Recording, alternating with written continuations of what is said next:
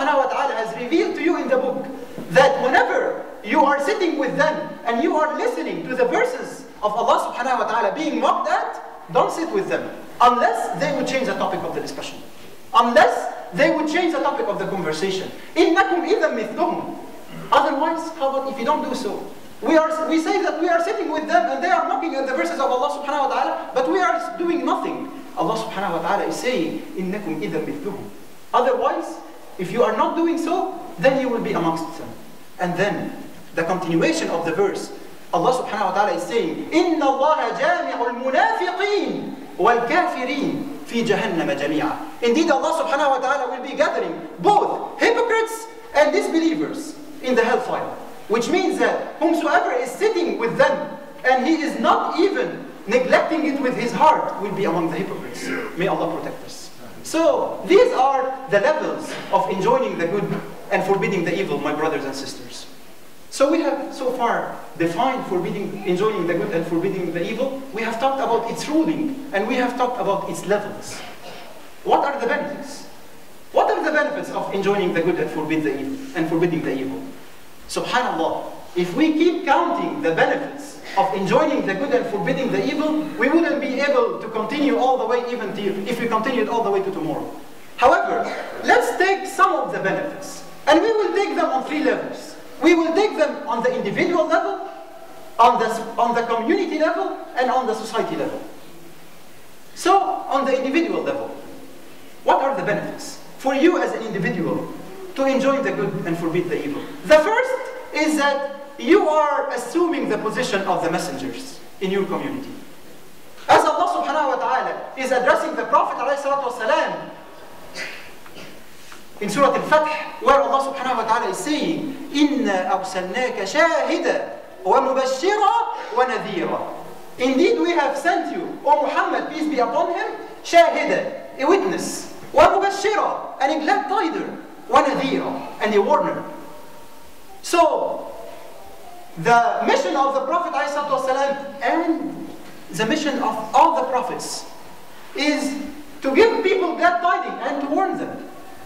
And that is exactly the task of the person who is enjoining the good and forbidding the evil.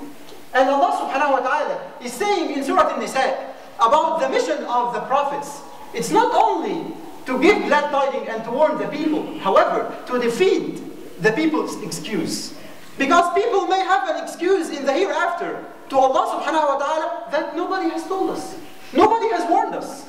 Allah subhanahu wa ta'ala is saying, رُسُلًا مُبَشِّرِينَ وَمُنذِرِينَ لِأَلَّا يَكُونَ لِلنَّاسِ عَلَى اللَّهِ حُجَّةٌ بَعْدَ الرُّسُلِ. Messengers who are both glad tiders and warners, so that people wouldn't have any excuse on Allah subhanahu wa ta'ala after the messengers. You have been sent messengers already. So this defeats your excuse on Allah subhanahu wa ta'ala. So these are 2 benefits for enjoining the good and forbidding the evil. A third and a fourth benefit for enjoining the good and forbidding the evil, still on the level of the individual. The third is protecting ourselves.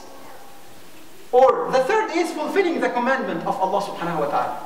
And having an excuse even for ourselves before Allah subhanahu wa ta'ala, when we meet Allah subhanahu wa ta'ala. So that whenever Allah subhanahu wa ta'ala would tell us, you were with a group of people who are sinning, what did you do? We tell Allah subhanahu wa ta'ala, oh Allah, we enjoyed the good and forbidden the evil. And the second is the fourth is to protect ourselves from the punishment of Allah subhanahu wa ta'ala, both in this life and in the hereafter. How? Or what is an example for these third and fourth goals or benefits of enjoining the good and forbidding the evil? The example is from Surah Al-A'raf, from this village of the fishers, of the Jew fishers, that Allah subhanahu wa ta'ala has commanded them not to work on Saturday. So some of them made a turnaround in order for them to be able to work on Saturday. So they used to put their nets in the sea on Friday night and take it or catch, let it be there the whole Saturday, and on Sunday they go and gather the fish that has been caught by these nets. So this is what the fishers have done. The people of the village were split into two groups. One group has selected to enjoy the good and forbid the evil. The other group has selected not to do so. As Allah subhanahu wa ta'ala is saying in verse 164 in Surah Al-A'raf, وَإِذْ قَالَتْ أُمَّةٌ مِّنْهُمْ لِمَ تَعِظُونَ قَوْمًا اللَّهُ مُهْلِكُهُمْ أَوْ مُعَذِّبُهُمْ عَذَابًا شَدِيدًا قَالُوا مَعْذِرَةً إِلَىٰ رَبِّكُمْ وَلَعَلَّهُمْ يَتَّقُونَ. And a group amongst them, the group amongst them that selected not to enjoy the good and forbid the evil, they were questioning the others. Why are you doing so? Why are you enjoying the good and forbidding the evil? They said, as an excuse to your Lord. وَلَعَلَّهُمْ يَتَّقُونَ. And so that they would fear Allah subhanahu wa ta'ala. So we are reminding them so that they would fear Allah subhanahu wa ta'ala. We are just doing our part. We are just doing our part. And then, when it came to the torture, when it came to the punishment, Allah subhanahu wa ta'ala has only protected those people who have decided to enjoy the good and forbid the evil. As Allah subhanahu wa ta'ala is saying in the right following verse, فَلَمَّا نَسُوا مَا ذُكِّرُوا بِهِ أَنْجَيْنَا الَّذِينَ يَنْهَوْنَ عَنِ السُّوءِ وَأَخَذْنَا الَّذِينَ ظَلَمُوا بِعَذَابٍ بَئِيسٍ بِمَا كَانُوا يَفْسُقُونَ.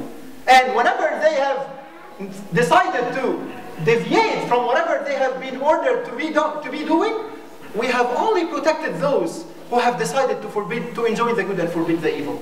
And we have taken all the rest with a great punishment.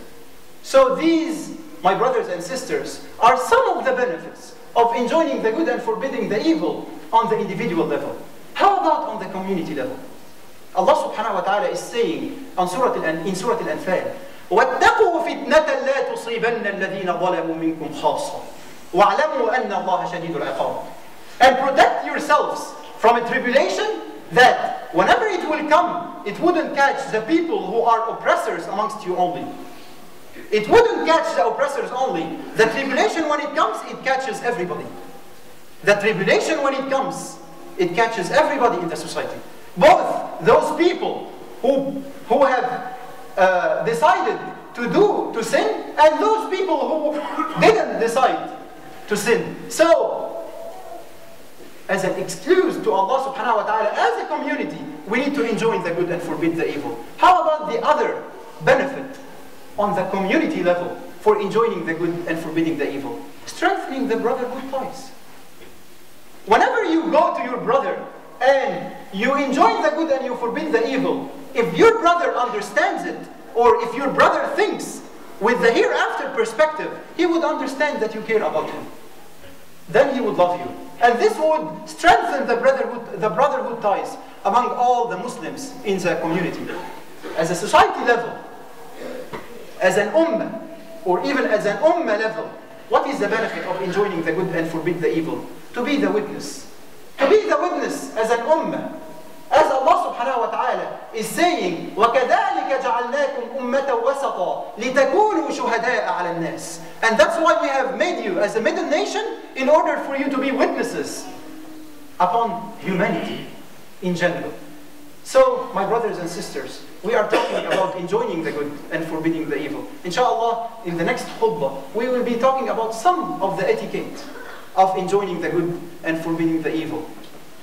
كل ابن آدم خطاء وكل ابن آدم خطاء وخير الخطائين التوابون والتائب من الذنب كمن لا ذنب له أو كما قال ادعوا الله وأنتم موقنون.